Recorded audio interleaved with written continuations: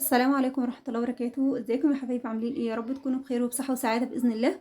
والنهاردة وصفتنا جميلة جدا.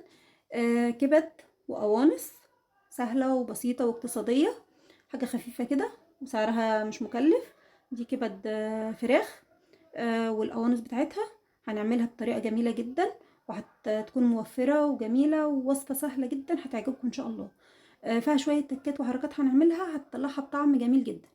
اول حاجه معانا الكبد والقوانص بتاعتنا، انا فاصلاهم عن بعض، هنا الكبد وهنا القوانص غسلاها ونقعاها في ميه فتره كده، وحطيت عليها ميه شويه ملح كده لحد ما لونها فتح بقت زي اللون ده. تمام. وبعد كده معانا التوابل بتاعتها، حاطه فيها كركم، والكركم كويس جدا في البرد ومفيد جدا، فبحب استخدمه في حاجات كتير. ومعانا هنا بهارات فراخ طبعا عشان هي كبد فراخ.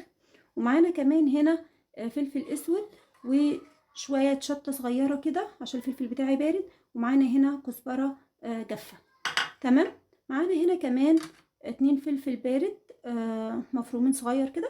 معايا هنا بصلاية كبيرة او بصلتين متوسطين متقطعة شرايح رفيعة زي ما انتوا شايفينها كده. ممكن تنعميها لو انت ما بتحبيش شكلها يبقى موجود في الاكل، بس انا بحبها للدرجة دي كده. تمام. معانا هنا معلقة كبيرة من الثوم المفروم. وهنا معانا كمان ليمونة، بتبقى جميلة يعني، وبتدي تست عالي في الكبدة بتاعتنا. وكمان معانا هنا جزراية مبشورة، ودي برضو اختيارية بس بتدي نكهة جميلة جدا، انا بحبها جدا مع الوصفة دي. وان شاء الله معانا هنا بطاطس دي متقطعة، وهنعمل فيها دلوقتي حاجة تخليها جميلة جدا اثناء الاكل. تمام. دي بطاطسايه كبيره قطعتها زي ما انتم شايفين، او بطاطستين وسط، وهتبقى جميله جدا. وانتي مش حابه تضيفيها بتعملي الوصفه عادي وما تضيفيش البطاطس. ممكن تضيفي الجزر وما تضيفوهوش، يعني دي حاجات اختياريه، بس تكات بسيطه بتعمل الاكل ايه، مذاق عالي جدا، وان شاء الله هتبقى زي الفل. تمام. يلا بينا نشوف طريقه تحضيرنا ايه، وباذن الله الوصفه هتعجبكم باذن الله. في طاسة على البوتاجاز زي ما انتوا شايفين كده نزلت بمعلقتين من الزيت، وكمان في طاسة تانية للقلية زي ما انتوا شايفين المنظر كده. هننزل اول حاجة بالطاسة اللي فيها شوية صغيرة من الزيت بالبصل بتاعنا كده، نديله تتبيلة، نفككه كده من بعضه عشان يتشوح كله كويس، ونديله رشة من الملح عشان نطلع الريحة بتاعته. تمام. وده بيديله ريحة جميلة جدا، رشة الملح دي يعني تكاس غنطوطة كده بتخليه حلو.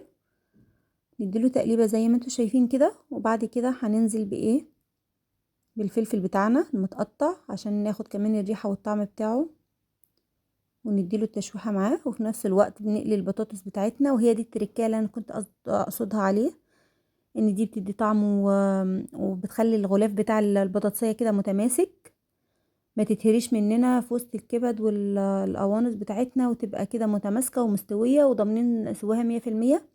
لو انت مش حابة موضوع القلية ممكن تنزلي بس بشوية مية مغلية كده عليها وتسلقيها نص سلقة خفيفة. تمام.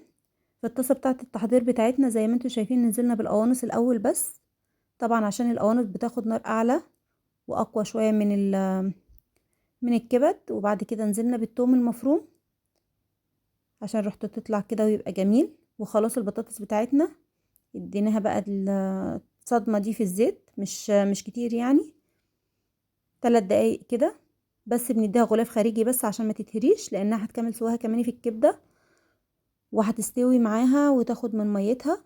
بعد كده بننزل زي ما انتوا شايفين كده بالجزر. طبعا الجزر ده بدي تيست جميل جدا، لازم تجربوها ان شاء الله وتقولوا لي رايكم فيها. بجد الطعم تحفة، طعم جميل جدا. وبعد كده زي ما انتوا شايفين بنزل بالكبد بتاعتي، خلاص اجت وقتها، ما بتاخدش طبعا نار فعشان كده بنزلها متأخر شوية. تمام. وبنقلبها في الخليط بتاعنا، ونزلت بالتوابل والتقليب شغال على طول، ما ينفعش نسيبها ونتحرك في اي مكان، لازم عينينا معاها.